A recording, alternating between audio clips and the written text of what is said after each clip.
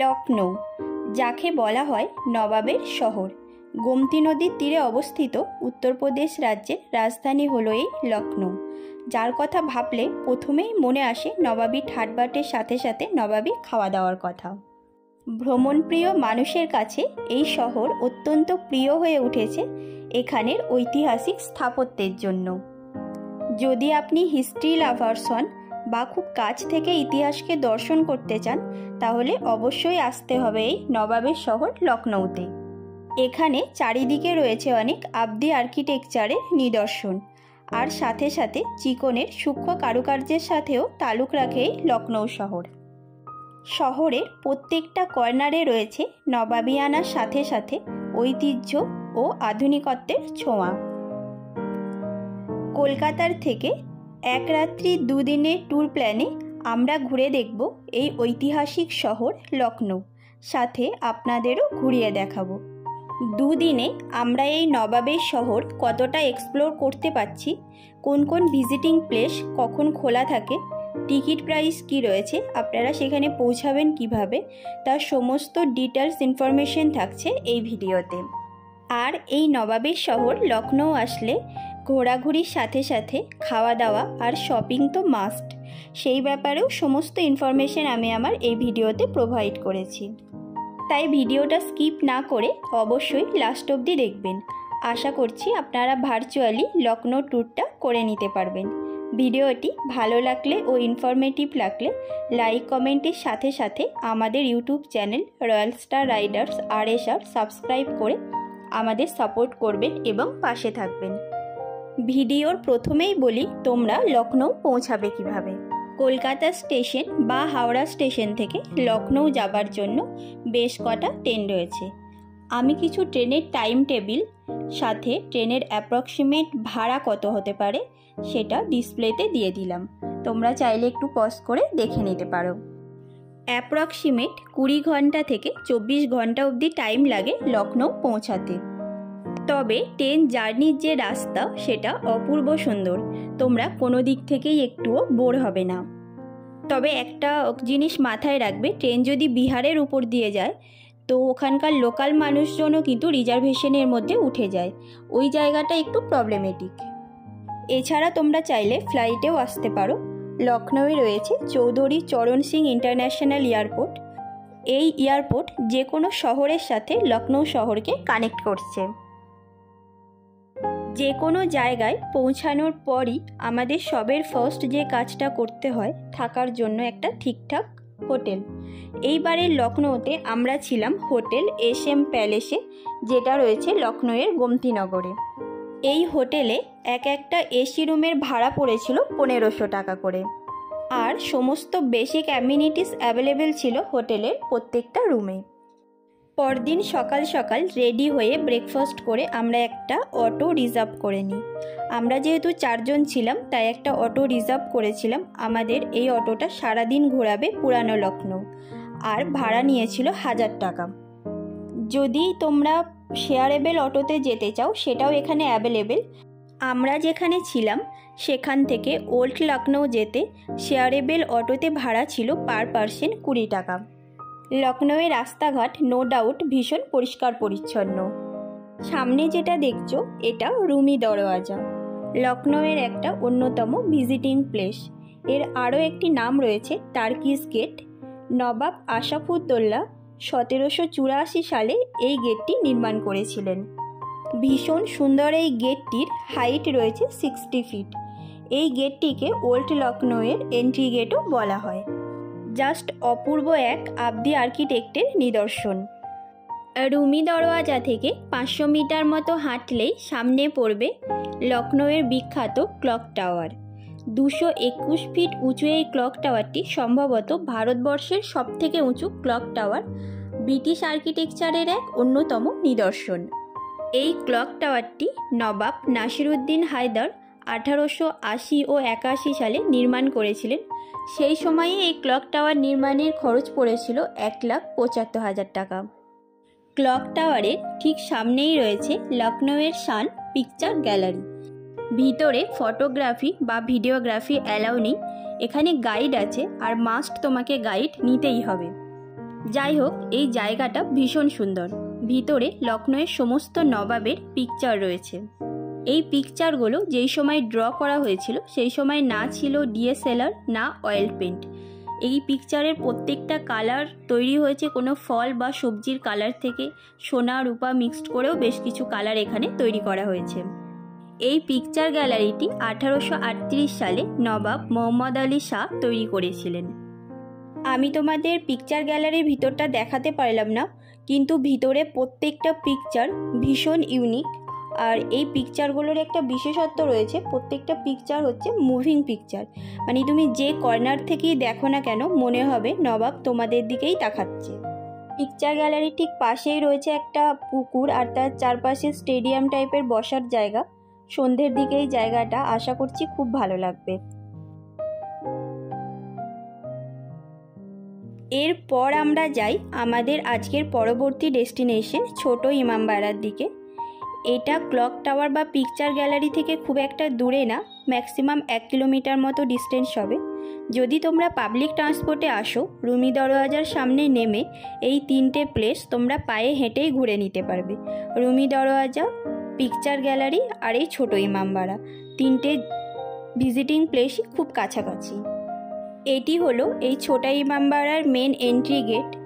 অসম্ভব সুন্দর, আর পুরানো দিনের যে আবদে আর্কিটেকচার ছিল তার এক অনন্য নিদর্শন। গেট দিয়ে ভিতরে ঢুকে এটা হচ্ছে ভিতরের নাজারা, জাস্ট অসম্ভব রকমের সুন্দর। দূর থেকে দেখলে অনেকটা তাজমহল প্যাটার্নের দেখাচ্ছে। এই ছোট ইমামবাড়া 1838 সালে মোহাম্মদ আলী শাহ তৈরি করেছিলেন। এই ইমামবাড়াতে ঢোকার জন্য 5টা এন্ট্রি গেট রয়েছে। আর এখানে যদি তুমি প্রপার ড্রেস কোডে আসো তবেই ভিতরে ঢুকতে পারবে। কোনো ওয়েস্টার্ন ড্রেসে এখানে ভিতরে অ্যালাউ করা হয় না। ভিতরে ফটোগ্রাফি ভিডিওগ্রাফিও অ্যালাউ নেই। ভিতরে 2টো বড় হল ঘর বা প্রেয়ার হল রয়েছে। এই ছোট ইমামবাড়াকে শাহী হামামও বলা হয়। এই ইমামবাড়ার একটা সাইডে নবাবদের স্নানের একটা পুরো ঘর বানানো রয়েছে, যেখানে তখনকার দিনে সুইমিং পুল, বাথটব কেমন ছিল সেগুলো সব ডিসপ্লে করা রয়েছে। ভীষণ সুন্দর লাগছে সামনের থেকে দেখতে। এই সৌন্দর্য দেখতে হলে কিন্তু তোমাদের অবশ্যই লখনউ এসে এই জায়গাটা ভিজিট করতে হবে।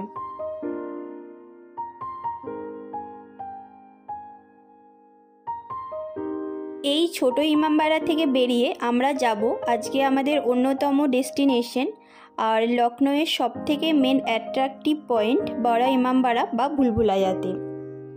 এখান থেকে যার ডিস্টেন্স অ্যাপ্রক্সিমেট ওই 1.5 কিলোমিটার মতো। আর একটা কথা তোমাদের বলা হয়নি, যখন আমরা পিকচার গ্যালারিতে গিয়েছিলাম আমরা 50 টাকা দিয়ে একটা টিকিট পারচেস করেছিলাম, যেটা আমাদের পিকচার গ্যালারি, ছোটা ইমামবাড়া আর এই বড় ইমামবাড়ার এন্ট্রি টিকিট। ওই একটা টিকিটেই আমরা এই 3টে ভিজিটিং প্লেস দেখে নিতে পারবো, তাই অবশ্যই টিকিটটা ভালোভাবে রাখতে হবে। This is the entry gate of Bhulbhulaiya বা বড় ইমামবাড়া।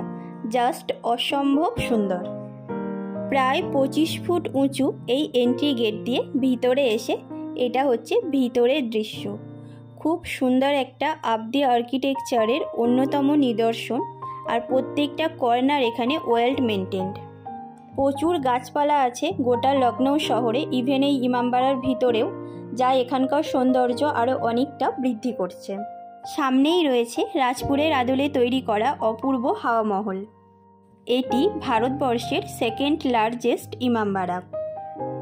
1784 সালে নবাব আশাফুদ্দৌলা এই ইমামবাড়াটি নির্মাণ করেছিলেন। এই মসজিদটা দেখতে একদম অন্যরকম আর ভীষণ সুন্দর।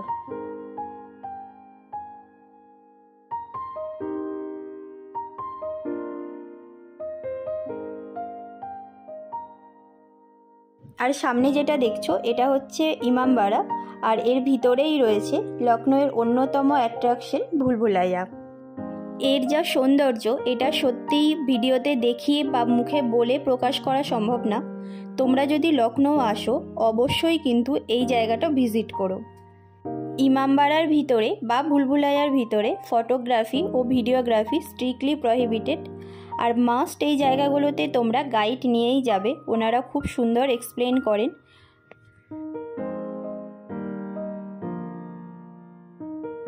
আমরা এসে গেছি ইমামবাড়ার টপে মানে ছাদে।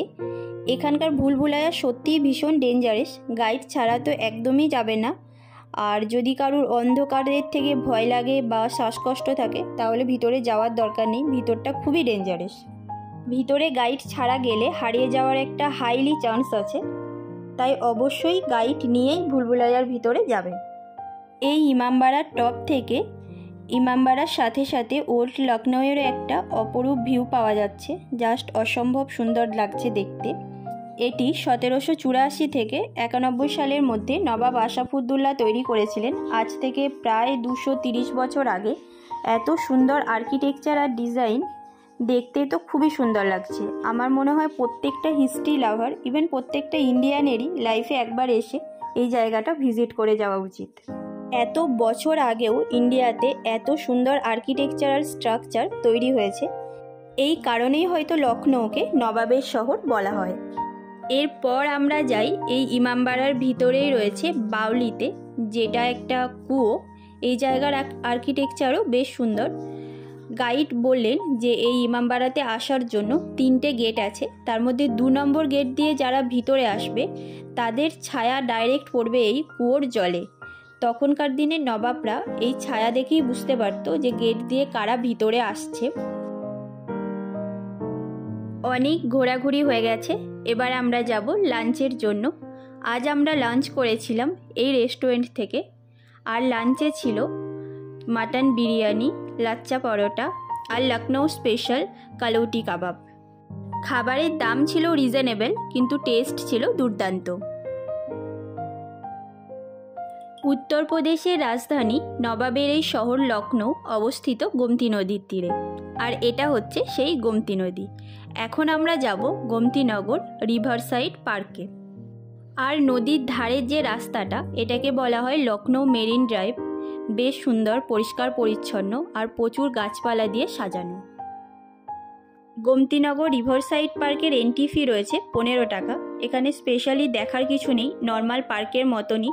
আর নদীর ধারে কিছু বসার জায়গা রয়েছে, তাই আমরা ওখানে বেশি টাইম ওয়েস্ট না করে আমরা চলে এসেছি আমাদের আজকের পরবর্তী ডেস্টিনেশনে, আম্বেদকর মেমোরিয়াল পার্ক। এই পার্কে আসলে ওল্ড লখনৌয়ের যে ভাইবস, মানে এতক্ষণ আমরা যেটা দেখছিলাম ঐতিহাসিক স্থাপত্য, এই জায়গাটা ঠিক তার অপোজিট। আম্বেদকর মেমোরিয়াল পার্কের এন্ট্রি ফি রয়েছে পার পার্সন 25 টাকা। পার্কের ভিতরটা বিশাল বড়, প্রায় 108 একর জায়গা জুড়ে তৈরি হয়েছে এই আম্বেদকর মেমোরিয়াল পার্ক। আর এই টোটাল এরিয়াটাই ফ্লোরিং করা হয়েছে বিভিন্ন ইম্পোর্টেড মার্বেল দিয়ে, জাস্ট অসম্ভব রকমের সুন্দর দেখাচ্ছে সামনের থেকে। আমরা এসছি অনেকটা দেরি করে, এই পার্কটা খোলা থাকে 8টা অবধি।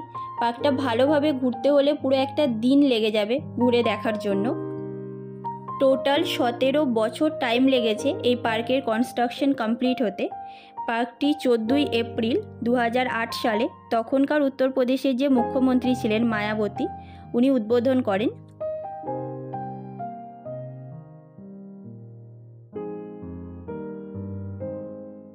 এই পার্কটিকে কিন্তু এলিফ্যান্ট পার্কও বলা হয়, কারণ এখানে 124টি বড় বড় এলিফ্যান্টের স্ট্যাচু বানানো আছে।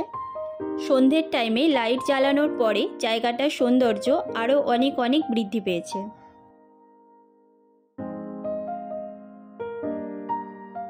পুরো পার্কটা আমরা ভালোভাবে এক্সপ্লোর করতে পারিনি, কারণ আমাদের কাছে অতটা বেশি টাইম ছিল না। এবার আমরা যাব আম্বেদকর যে মিউজিয়াম রয়েছে সেটার ভিতরে। আম্বেদকর মিউজিয়ামের ভিতরে ঢুকেই ফ্রন্টে যে ফ্রেমটা দেখছো, এটা পুরো লখনৌ শহরের একটা 3D ফ্রেম।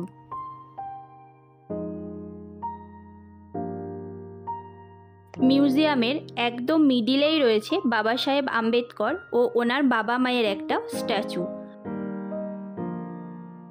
এই মিউজিয়ামের ভিতরে ওনার জীবনের বিভিন্ন ঘটনা 3D ফ্রেমের আকারে তুলে ধরা হয়েছে। খুব সুন্দরভাবে নিখুঁত হাতের কাজে বানানো হয়েছে এই 3D স্ট্যাচুগুলি।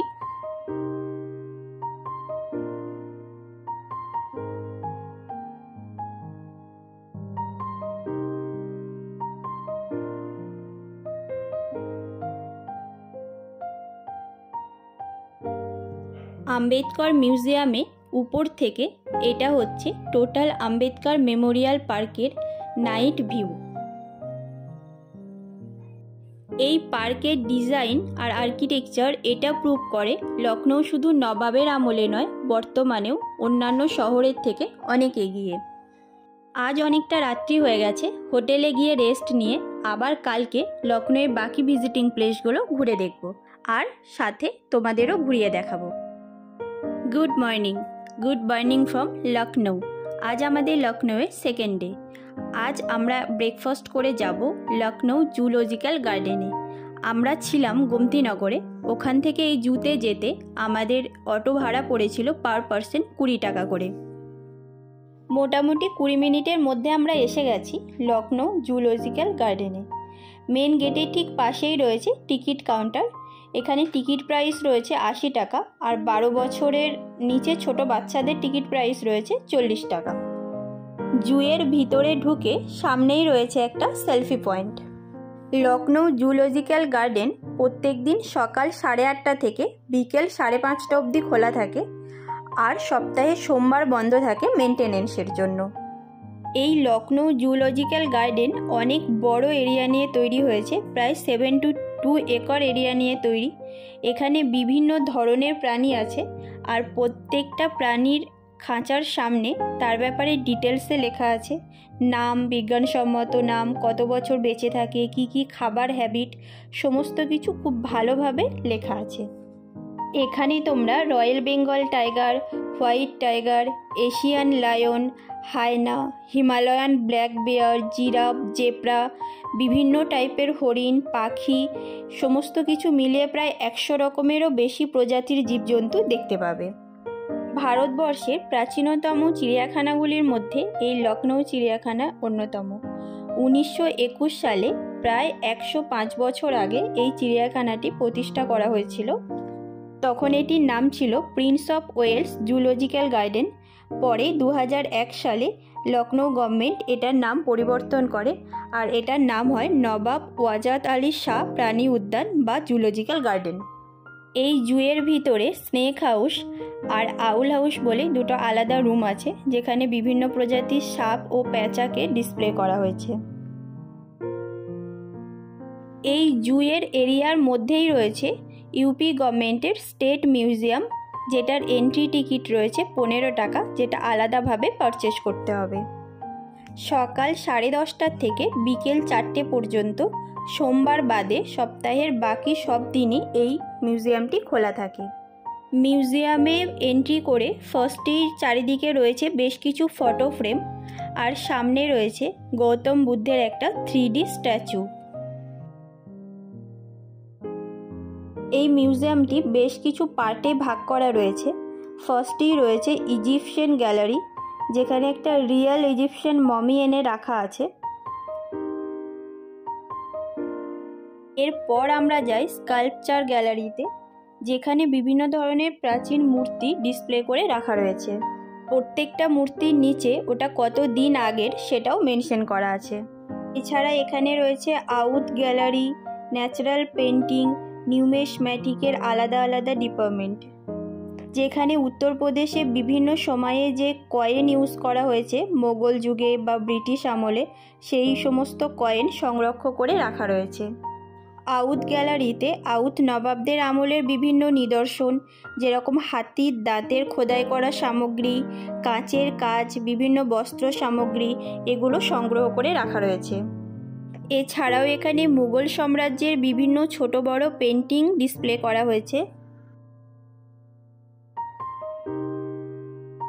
লখনউ জু আর উত্তরপ্রদেশ স্টেট মিউজিয়াম ভিজিট করতে আমাদের প্রায় 3.5-4 ঘন্টা মতো টাইম লেগে গেছে, কারণ এটা অনেক বড় এরিয়া নিয়ে তৈরি।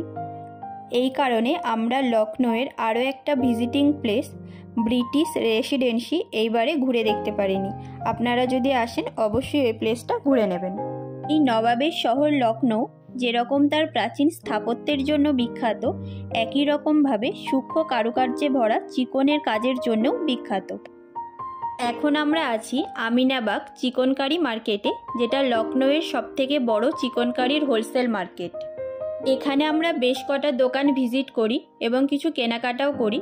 প্রাইস একটু বেশি, কিন্তু কোয়ালিটি জিনিসের খুবই ভালো। নবাবী শহর লখনৌ থেকে আজ আমাদের বাড়ি ফেরার পালা। তাই আমরা এখন হোটেলে গিয়ে ফ্রেশ হয়ে বেরাবো স্টেশনের দিকে। ওভারঅল লখনৌ ভ্রমণ আমার তো ভীষণ ভালো লেগেছে, আর এখানে প্রত্যেকটা মানুষের বিহেভিয়ার্স ভীষণ ওয়েলকামিং। ভিডিওটা ভালো লাগলে ও ইনফরমেটিভ লাগলে লাইক, কমেন্ট ও সাবস্ক্রাইব করে আমাদের পাশে থেকো ও সাপোর্ট করো। Thank you for watching.